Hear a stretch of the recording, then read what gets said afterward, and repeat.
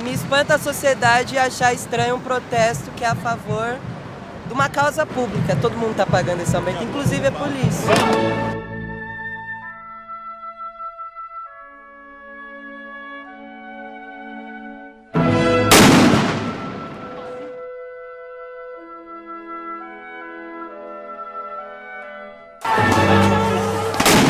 Eu vi ele mirando em mim, mas eu jamais achei que ele fosse atirar. Porque já tinham mirado em mim outras vezes naquela noite. Ninguém tinha atirado. Eu tava fazendo o meu trabalho, eu sou mulher, enfim. Você não imagina que um cara fardado com uma arma vai atirar na sua cara. Conta pra mim, dona Maria, o que houve? Levei um tiro de borracha. Eles vão atirar pra cá, hein? Tá melhor? Eles vão atirar pra cá, hein? Então, eu vou fazer uma ocorrência. Alguma coisa acontece no meu coração que só quando cruza Ipiranga e a Avenida São João é que quando eu cheguei por aqui eu nada entendi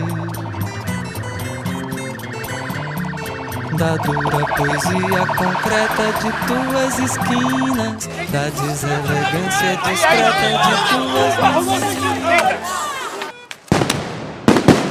Eu comecei a cobrir os protestos na terça-feira, que foi o primeiro dia de protesto dessa semana. O que eu vi era uma composição bem heterogênea de gente. Tinha alguns movimentos ligados a partidos políticos e gente que estava lá para protestar porque se identificava com a causa. Por que você está aqui no protesto? Eu não consigo imaginar uma razão para não estar aqui, na verdade. Eu acho que é incrível que todo mundo finalmente esteja, sabe, saindo das ruas e, protestando por uma coisa que é de direito e que só vai acontecer quando tiver pressão da população.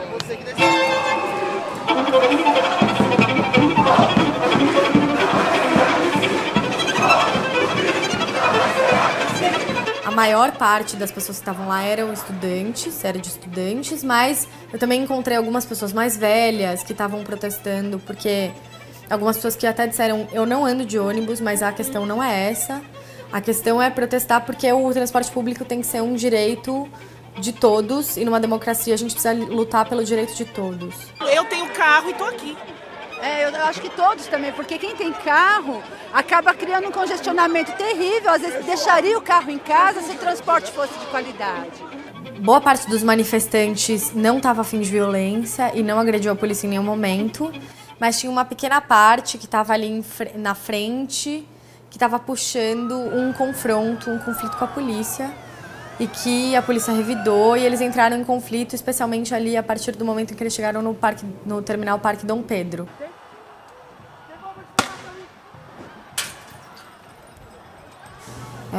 Assim como tinha a polícia exagerando. A primeira prisão que foi feita no protesto de terça-feira aconteceu do meu lado. Foi um ciclista que nem estava na manifestação. Jogaram ele na grama com a cara e ele gritava socorro, não conseguiu respirar. Ai, meu Deus! Ai, meu Deus! Ai, meu Deus!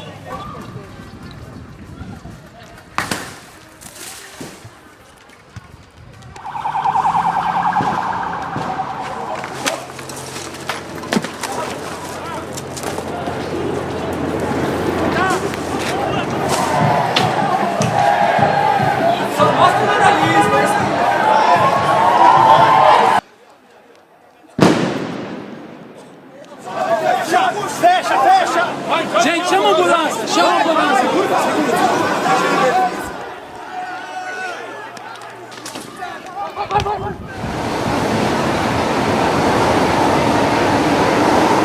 A quantidade de pessoas dentro do trem, do metrô e do ônibus tá ótimo. Tá uma maravilha. Pode se matar, cometer suicídio. E o metrô você se joga logo pra não ter trabalho. Às vezes a vida é feita de causas menores. É justamente o quanto você mais gasta para conseguir trabalhar é que torna a sua vida quase impossível. E o que você achou desses atos, desses protestos para baixar a tarifa? Eu acho que eles são necessários. Acho que eles são um jeito das pessoas dizerem que elas estão insatisfeitas, enfim. Sou contra o vandalismo, sou contra qualquer forma de vandalismo e de violência. Então eu sou contra o vandalismo dos manifestantes e a violência da polícia. Mas eu acho que se é isso que a gente precisa para se fazer ouvir, é isso que a gente tem que fazer. O grande vandalismo que existe é o vandalismo metropolitano. Esse, para mim, é o vandalismo cotidiano. O cidadão, numa cidade como São Paulo, ele é vandalizado o tempo todo. Ele é vandalizado por ficar 3 horas no trânsito, é vandalizado por andar em volta do Rio Pinheiros e do Rio Tietê, é vandalizado pelas ciclovias que as pessoas atropelam, ele é vandalizado.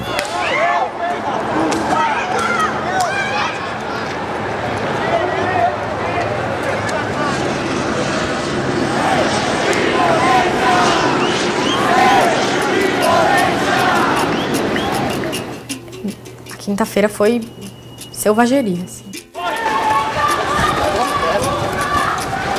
O trânsito parou, os manifestantes começaram a correr para o meio dos carros e a polícia estava atirando bomba e bala de borracha no meio dos carros, com gás lacrimogênio, gerou um clima de pânico.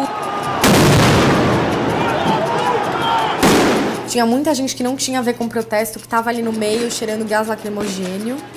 Na quinta, eles foram mais armados.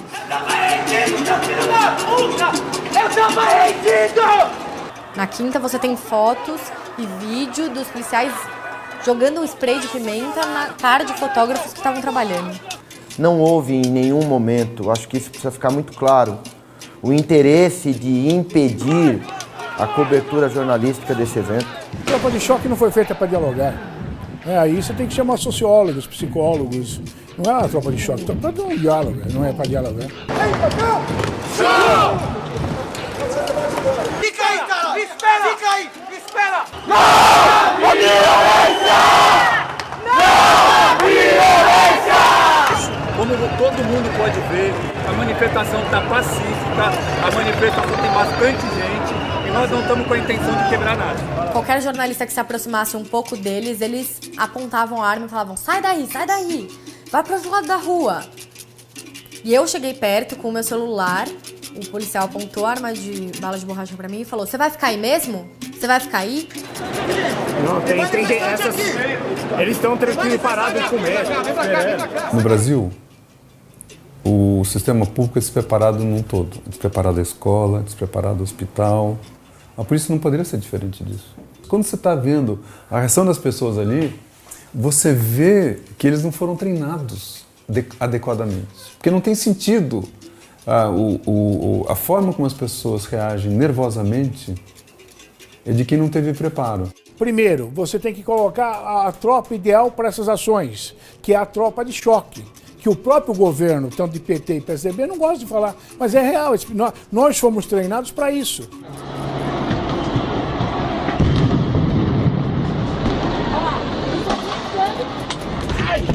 Vem! Não, Reinaldo, o senhor admitiria que houve algum tipo de excesso de policiais militares durante as manifestações? Porque a mídia e televisões e nós mesmos na TV Folha temos dezenas de imagens de manifestantes e jornalistas que não estavam agredindo ou xingando a polícia e que foram objeto de tiros de bala de borracha, bombas de gás lacrimogêneo. O que o senhor tem a dizer sobre isso? Bom, a Polícia Militar ela não admite excesso de conduta. A Polícia Militar ela está acostumada a cortar na própria carne. Para o senhor ter ideia, nós excluímos aí de 200 a 300 policiais anos por desvios de conduta perpetrados. Gil tomou um tiro no olho, cara. Quem? Gil. Quem é Gil? Quando a gente tava subindo Augusta, a gente deu de cara com choque. E bem nessa hora que eu dei de cara com choque, apareceu uma senhora me pedindo ajuda porque ela precisava chegar até a Paulista. E eu falei: moça, tá perigoso agora, o choque tá na rua, você pode acabar se machucando, entra aqui nesse estacionamento. Ela entrou e eu fiquei olhando o que o choque ia fazer, porque não tinha manifestante na rua, ninguém tava jogando pedra neles. Foi quando um desses policiais do choque veio um pouco mais pra frente de onde estavam as pessoas com escudo e ele apontou a arma pra mim. Aquilo tinha acontecido algumas vezes naquele dia, então eu não imaginei que ele fosse atirar em mim. Mas ele disparou. O comandante Benedito Meira afirmou que o policial atirou para o chão e que a bala ricocheteou e acertou o olho. O senhor confirma essa informação? Eu só ratifico essa informação porque acompanhava o meu comandante no momento em que ele deu essa informação. Não teve preparo para lidar com uma arma, para trabalhar numa situação de tensão. Talvez eles tenham preparo, entre aspas, quando não são vistos. Então estão na periferia e você não vê. Tá tudo quietinho, né, gente? É esses porra aí, cara.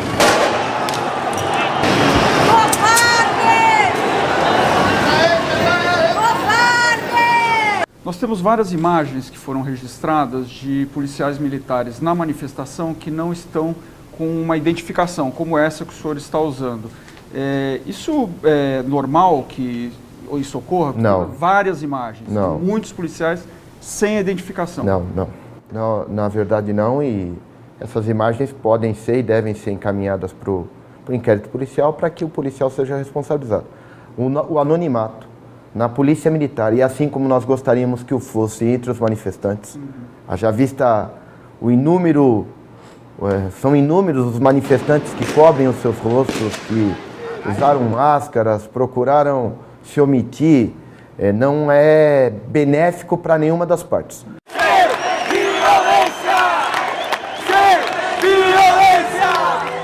Pode ser muito saudável que a gente pegue o hábito aqui de começar a reclamar das coisas. O aumento da tarifa de ônibus é um pretexto.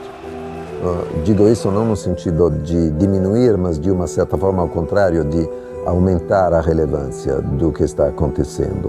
E estamos num processo lento e trabalhoso, mas que poderíamos imaginar que fosse um projeto de melhoria, pelo menos econômica, do país, pelo menos isso é a imagem que nós temos. Se francês quebra metrô na França, tem uma causa.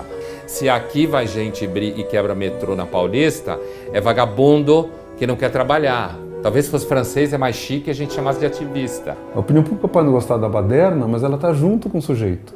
É por isso que eu digo que eles estão representando o maior, porque a opinião pública ele fala assim, olha, é vandalismo, eu não aceito, não apoio, não quero saber, Não foi isso.